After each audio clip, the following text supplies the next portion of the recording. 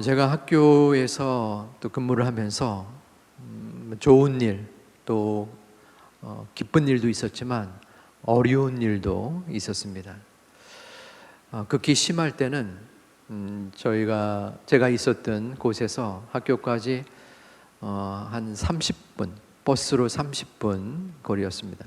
매일 버스를 타고 다녔습니다. 그런데 그때 어려울 때는 정류장에 내려서 횡단보도를 건너면 바로 학교였어요. 학교가 길가에 있었습니다. 그런데 학교 문에 들어가기가 싫은 거예요. 왠지 사자굴에 들어가는 듯한 그러한 느낌이 들었습니다. 그리고 인터폰이 이제 각 연구실마다 있는데 저를 찾는 인터폰 따르릉 소리가 들면 그 소리가 들리면서 그 스트레스 지수가 쑥 올라오는 그러한 때가 있었어요. 그래서 제 동생에게 제 둘째 동생, 저랑 4살 차이가 나는 막내에게 전화를 했었어요. 저의 어떠한 상황을 설명을 했습니다. 쭉 듣더니만 한마디 하는 거예요. 형, 다 그렇게 살아. 그 아이는 20대 중반에 직장에 들어가서 거의 20년 이상 소위 바닥에서부터 시작한 거죠. 그러니까 제 생각이었습니다. 왜 그러냐, 왜 그런 말을 하냐라고 묻지는 않았지만 그 아이 딴엔, 그 동생 딴에는 가사롭게 느꼈던 것 같아요. 뭐 형이라고 하지만은 뭐 공부한답시고 또 뭐 좀 교회에서 그렇게 어려운 일을 덜 겪은 듯이 느꼈을 것 같습니다. 그러면서 형, 그래도 18 소리 듣지는 않잖아. 여기서 18이 무슨 말인지는 알겠죠? 제가 직접 말하기에는 이제 부담스러운 용어이기 때문에 그 얘기를 듣는 순간 그런 생각이 들었어요. 누구의 문제가 제일 큰가? 자기 문제가 제일 큽니다. 문제와 어려움은 비교, 상대적인 것은 아닌 것 같아요. 어찌됐건 저는 힘들었던 거예요. 그렇지만 비교론적으로 그 동생, 아이의 생각에는 그 정도 갖고는 비교가 안 된다는 거죠. 더 큰 어려움을 자기는 경험했다라는 거죠. 그러면서 참 이 땅에 많은 직장인들, 또 장사하시는 분들, 어려운 삶을 사는 그러한 우리의 모습을 생각했었고, 또 저 또한 지난 시간들 동안 조금은 경험하기도 했습니다. 사직서를 가지고 다니는 않았지만 사표를 내고 싶은 그러한 마음도 경험을 했어요. 이 세상은 전쟁터라고 칭합니다. 언제 총알이 쏟아져서 나를 거꾸로 들일 줄 모르는 그러한 어려움의 의미를 지니고 있습니다. 또한 우리를 공격하는 악령들이 도사리고 있는 세대이기도 합니다. 많은 영적인 전쟁터인 이곳에서 또 악령들이 우리를 쓰러뜨리려고 한순간도 방심할 수 없는 이 세상 속에서 과연 우리는 어떠한 마음으로, 어떠한 태도로 살아가야 하는가? 어쩌면 당연한 답이 우리에게 있습니다. 오직 하나님을 바라보며 살아야 되는데, 오늘 말씀에는 믿음 그리고 기도, 우리가 어떠한 믿음과 또 어떠한 기도의 자세를 지녀야 되는가, 우리 말씀을 통하여 살펴보고자 합니다. 오늘 본문 14절에서 예수님과 세 제자가 변화산에서 내려왔습니다. 그때에 남아있던 9 제자들이 서기관들과 논쟁을 하고 있었어요. 논쟁의 이유가 있었습니다. 제자들이 어떠한 사람이 자신의 아이를 벙어리 귀신 들림을 쫓아내어 달라라고 이야기를 했는데 그것을 고치지 못한 거예요. 그것에 대한 논쟁이었습니다. 예수님이 무슨 논쟁이냐라고 물었습니다. 그 논쟁을 몰라서 예수님이 물어본 것은 아닙니다. 알고 있었지만 그 귀신 들림을 쫓아내지 못한 원인이 무엇인가를 교훈하기 위하여 예수님께서 개입을 하신 것입니다. 무리 중에 한 사람이 17절에서 예수님께 말을 합니다. 제가 아이가 귀신 들린 벙어리 아이가 있는데 이 아이를 예수님 당신 선생님께 데려왔습니다. 예수님의 그 능력의 이적을 이 사람은 들었을 것입니다. 그래서 예수님께 다가왔고 예수님이 현장에 있지 않자 제자들에게 귀신 들림을 쫓아달라고 요청한 것입니다. 그런데 그것이 치유가 되지 않은 것이에요. 그래서 본문 끝절에 보면 선생님께 데려왔나이다. 이 말은 내 아들을 고치지 못한 이 상황에 대한 아쉬움과 안타까움의 감정이 드러났다라고 볼 수 있습니다.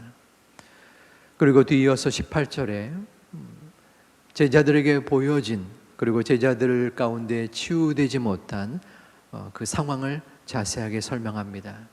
귀신이 어디서든지 그를 잡으면 거꾸러져서 거품을 흘리며 이를 갈며 그리고 파리해졌다는 것입니다. 그리고 내가 선생님의 제자들에게 내쫓아달려 하였으나 그것을 그들이 행하지 못하였다라고 이야기합니다. 여러분들 부모라면은 우리의 자녀가 귀신이 들렸다. 그리고 거품을 물고 귀신이 그를 지배한다. 얼마나 가슴 아프며 또한 어려움의 심정이겠습니까? 목숨의 위기에 마음의 안타까움을 지니고 제자들에게 간청을 한 것입니다. 아마 제자들은 흔쾌히 이를 승낙했을 것입니다. 왜냐하면 일전에 예수님의 권능을 받아서 귀신 들림을 쫓았던 그러한 경험이 그들에게 있었기 때문입니다. 하지만 이번에는 그 귀신 들림을 쫓지 못했습니다. 예수님은 모든 자초지정을 듣고 19절에서 이 제자들을 꾸짖습니다. 믿음이 없는 세대여, 내가 얼마나 너희와 함께 있으며 얼마나 너희에게 참으리요 그를 내게로 데리고 오너라. 예수님이 보실 때에 지금의 이 상황의 도래는 결국 믿음이 없어서였던 것입니다. 믿음이 없는 세대여, 이것은 제자들에게만 해당되는 것은 아니었습니다. 아무런 조치도 아무런 힘도 행할 수 없었던 그 당시에 여러 무리들을 가르칩니다. 제자들에게 책망합니다. 믿음이 없는 세대여, 내가 언제까지 너희와 함께 있겠느냐? 내가 너희를 얼마나 참겠느냐? 믿음이 없는 세대란 하나님을 찾지 아니하고 자신의 힘으로 무엇이든 하려고 하다 절망에 빠진 사람들을 의미합니다. 예수님은 이제 아이를 데려오라 합니다. 귀신은 예수님을 보자 큰 경련을 일으키게 하고 또한 거품을 흘리게 만듭니다. 예수님은 그 부모에게, 아비에게 묻습니다. 언제부터 이 아이가 이렇게 되었느냐? 아비는 답을 합니다. 어릴 때부터였습니다. 귀신이 이 아이를 죽이려고 불과 물에 던졌습니다. 그리고 그 아버지는 22절에서 이러한 말을 합니다. 그러나 무엇을 하실 수 있거든 우리를 불쌍히 여기사 도와주옵소서. 예수님 앞에 요청을 하신 것입니다. 그런데 그러나 무엇을 하실 수 있거든. 자, 이게 어떤 의미입니까? 이 아버지는 예수님을 그 무능한 제자들, 자신의 아들을 고치지 못한 그 제자들의 수준과 비슷하다고 여긴 것입니다. 예수님, 당신께서 할 수 있는 능력이 있거든 내 아들의 귀신 들림을 쫓아 주옵소서라는 것입니다. 예수님의 능력에 확신이 없었습니다. 이때에 예수님의 반응은 어떠해야 했습니까? 만일에 여러분에게 할 수 있거든이 무슨 말이냐, 믿는 자에게는 능히 하지 못할 일이 없느니라. 할 수 있거든, 할 수 있다면 그게 도대체 무슨 말이냐? 예수님은 자신을 확신하지 못하고 또한 자신의 능력을 의심하는 아버지에게 호통을 치지 않았습니다. 예를 들어서 여러분들에게 어떠한 능력이 부족합니다. 그런데 여러분을 향해 주변의 친구가 야, 능력 없는 친구야 라고 말을 듣습니다. 그러면 기분이 좋지 않죠. 하지만 내가 사실 능력이 없으니까 마음에 씁쓸함을 지니며 그렇지 뭐 내가 능력이 없지 하면서 지나갈 수도 있을 것입니다. 그런데 능력이 뛰어난, 그것이 업무 능력이든 또 물질의 능력이든 능력이 충출한 사람에게 능력이 없다라는 이야기를 할 경우 듣는 그 사람은 기분이 좋지 않는 것이 당연합니다. 하나님의 아들입니다. 천지를 창조하신 그 하나님의 유일한 아들, 하나님과 동등된 능력을 지닌 분입니다. 이미 병든 자를 고치시고 죽은 자를 살리신 그러한 능력 많으신 예수님께 어떠한 무리 중에 하나 아비가 다가와서 예수님, 할 수 있으면 이 아이의 귀신 들림을 쫓아 주옵소서라고 하는 것입니다. 할 수 있거든이 무슨 말이냐? 지금 네가 나를 의심하느냐? 내가 어떠한 자인 줄 알지 못하느냐? 라는 호통의 말을 할 수 있었음에 불구하고 예수님은 그를 더 이상 언급하지 않았습니다.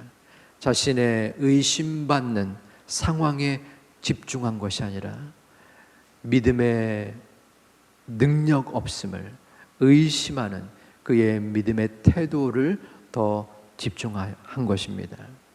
믿음에 있어서 어떠한 믿음을 소유하고 어떠한 믿음의 자세를 지니고 있는가에 대한 관심을 보이신 것입니다. 예수님은 너의 믿음이 부족하니 가서 내 믿음을 더욱더 성장시키며 돌아오라 라고 말씀하지 않았습니다. 예수님은 그의 믿음 없음을 책망하지 아니하고 그의 기도를 들어주셨습니다. 그의 자녀의 귀신 들림을 응답하여 주시고 쫓아내 주신 것입니다.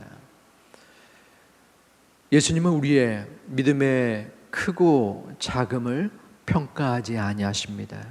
도리어 우리의 믿음이 자라나도록 도와주시는 분입니다.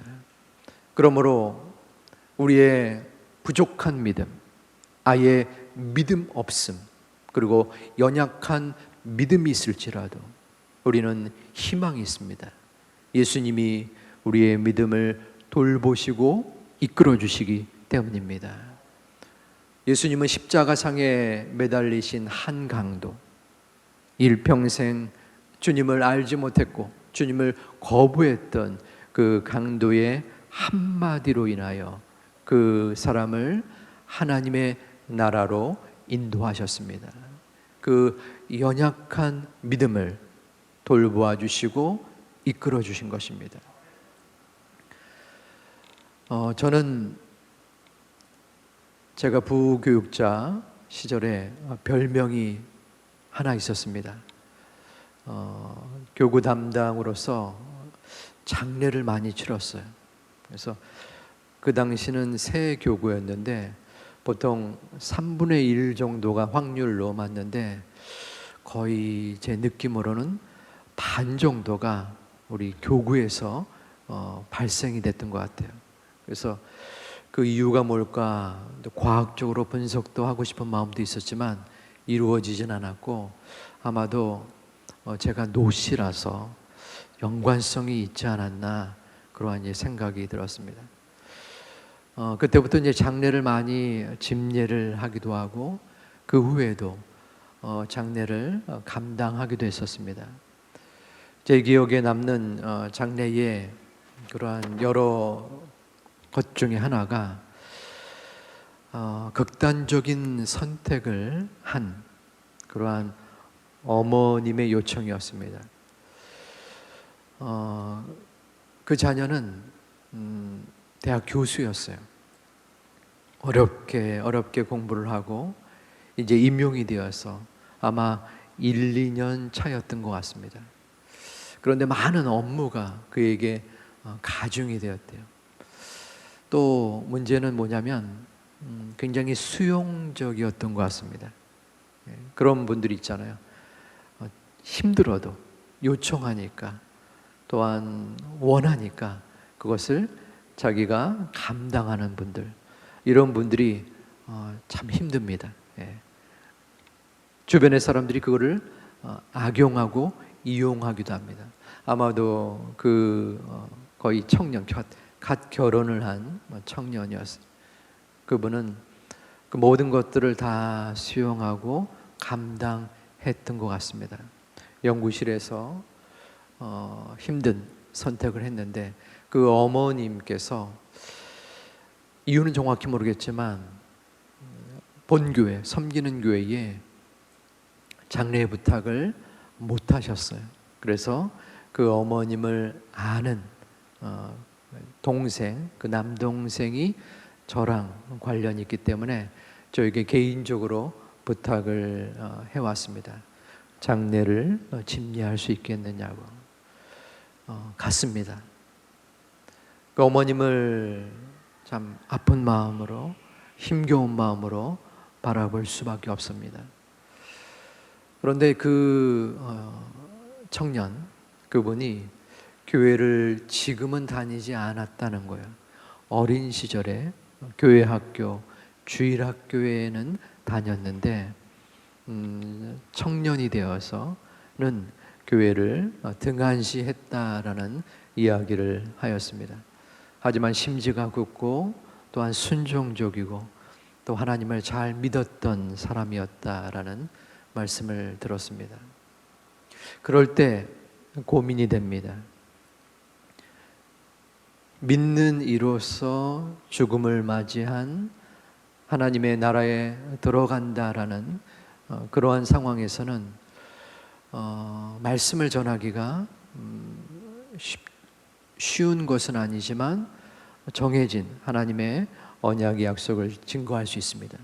그런데 어려운 경우가 믿지 않았던 사람, 또 혹은 이전에 믿었던 사람, 과연 이러한 상황에서 어떠한 말씀을 증거해야 되는가? 말씀을 선포하고 또한 전했습니다. 하지만 그 믿음, 또 하나님이 영원히 그 사람을 어떻게 인도할런지 그것은 우리의 마음으로는 판단할 수 없습니다. 하나님께서 그 어린 시절에 하나님을 사랑하고 또 하나님을 주로 믿은 그 믿음대로 하나님께서 그의 영혼을 받아 주실 줄을 믿는 마음으로 말씀을 증거했습니다. 믿음이란 참 어려운 영역입니다. 하지만 분명한 것은 하나님께서 우리의 믿음에 관심을 두신다는 것입니다. 십자가상의 그 한마디의 강도의 믿음을 주님은 귀하게 여기셨습니다. 오늘 이 본문에서 그 아비의 믿음은 어떠한가요? 내가 믿습니다. 나의 믿음 없음을 용서하여 주옵소서. 아버지는 주님 앞에서 말씀을 전합니다. 나의 믿음 없음을 용서하여 주시고 불쌍히 여겨 주옵소서. 나의 믿음 없음을 도와주옵소서. 자, 이 두 가지가 어떻게 보면 상반됩니다. 내가 믿나이다. 내가 믿는 거예요. 그런데 나의 믿음 없는 것을 도와주옵소서. 나의 믿음 없음을 고백하고 또한 하나님 앞에 울부짖습니다. 여기서 내가 믿나이다. 이것이 믿음입니까? 믿음이죠. I believe. 믿는 거로 나옵니다. 하나님을 믿는 겁니다. 주님을 믿는 거예요. 주님이 나의 자녀의 귀신 들림을 쫓아낼 것을 믿는 것입니다. 그런데 뒤이어서 나의 믿음 없는 것을 도와주옵소서. 예수님께 책망을 들은 이유겠죠. 내가 언제까지 너희와 함께 하겠느냐. 할 수 있거든이 무슨 말이냐. 믿는 자에게는 능치 못할 일이 없느니라. 여기서의 나의 믿음, 나는 믿습니다 하는 믿음은 무엇입니까? 내 믿음입니다. 내 믿음, 나를 위한 믿음입니다. 나를 향한 믿음입니다. 나의 소원을 위한 믿음입니다. 주님께서 나의 간절한 간구를 들어주실 것을 믿습니다. 소위 믿습니다입니다. 나의 소원을 주님께서 들어주실 것을 믿는데 그 기준과 근거와 출발점이 바로 나입니다. 아쉬운 믿음입니다. 아쉬운. 물론 이런 믿음이 우리에게 있습니다. 우리는 매 순간마다 우리의 연약함을 두고 하나님 앞에 아버지께 기도해야 됩니다. 오늘 이 순간도 우리의 부족함을 기도해야 합니다. 그런데 하나님께서는 좀 더 나은 믿음을 요구하시지 않나 싶습니다.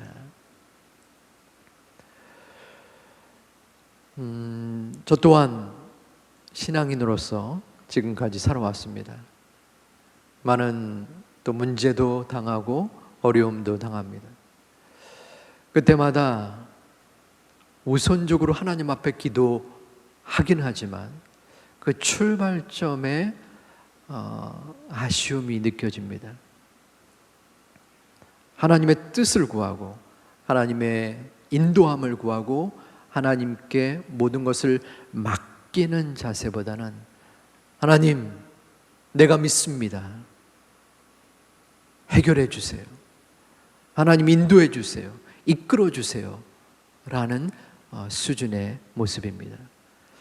그러면서 함께 덧붙여 있는 것은 내 판단입니다. 내 판단. 하나님, 이렇게 도와주세요.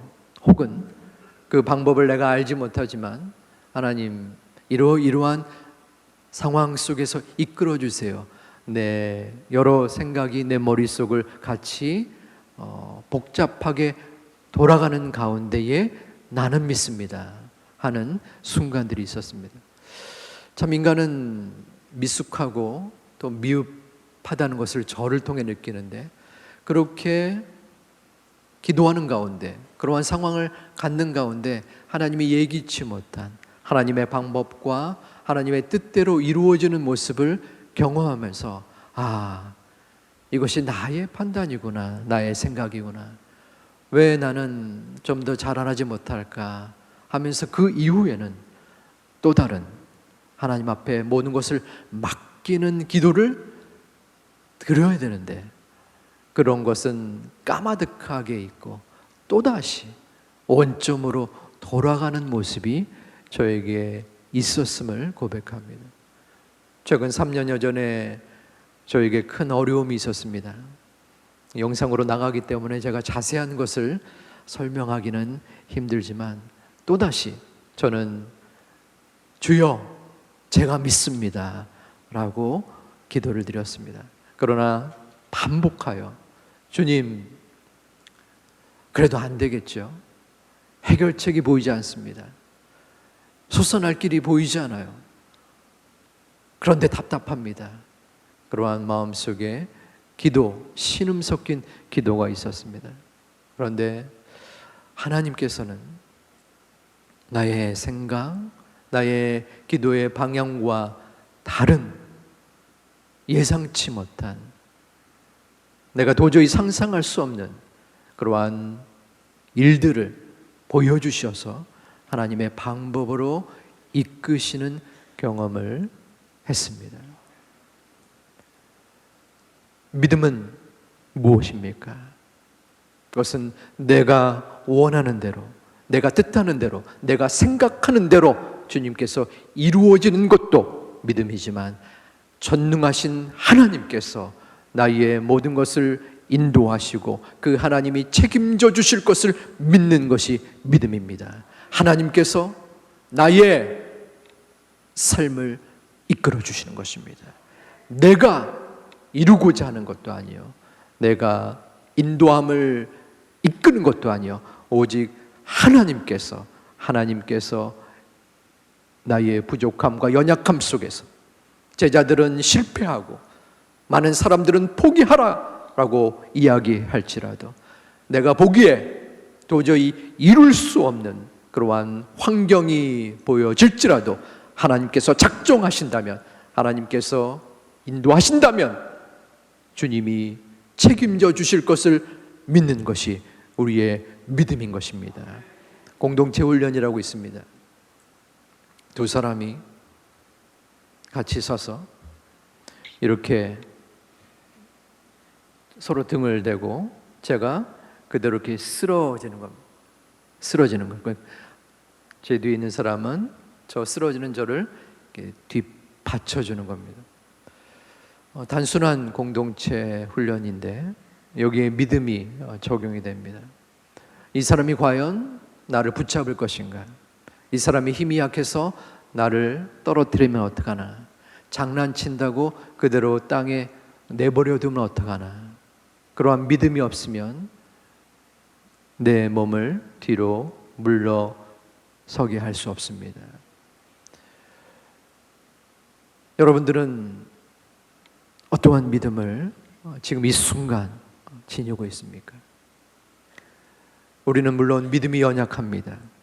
하지만 우리의 믿음의 연약함, 부족함을 부끄러워할 필요는 없습니다. 공부를 잘할 수 있는 비결, 그 첫 출발 중에 하나는 나의 부족함을 인정하는 것입니다. 내가 말을 잘 못하고 업무적 역량이 부족할지라도 저는 부족합니다. 저는 연약합니다. 배우겠습니다. 가르쳐 주세요 하는 사람은 성숙하고 성장할 수 있습니다. 하지만 나는 잘났습니다. 이 정도면 됩니다. 배울 게 없습니다 하는 사람은 그 성장에 한계가 있습니다. 다른 사람들이 그를 보고 비웃거나 또한 가르쳐 주고 싶지 않을 것입니다. 우리의 믿음의 자세는 바로 이 아버지의 자세입니다. 주님, 제가 믿지만 저의 믿음의 부족함을 도와주시옵소서. 저는 연약하고 부족하지만 아버지 하나님, 그래도 이 성전에 나와서 하나님 앞에 나와 기도하고 믿음을 구하오니 하나님께서 이 믿음에 함께하여 주시옵소서. 오직 주님이 나를 책임져 주시고 나를 이끌어 주신다는 그 믿음이 나의 삶 속에 충만하게 인도하여 주시옵소서. 이 믿음의 자녀들이 되시기를 주님의 이름으로 축원을 드립니다. 예수님께서는 우리의 믿음 없음을 불쌍히 여겨주시고 이끌어 주시는 분이십니다. 귀신 들린 어린 아이를 불러서 예수님은 그의 어려움을 치유해 주셨습니다. 25절에서 예수님은 귀신을 내어 쫓습니다.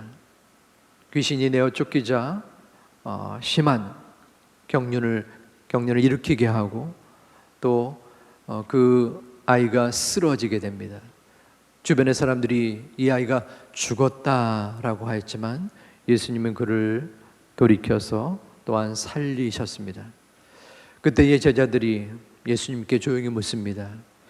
어찌하여 우리가 그 귀신 들림을 쫓아내지 못하였습니까?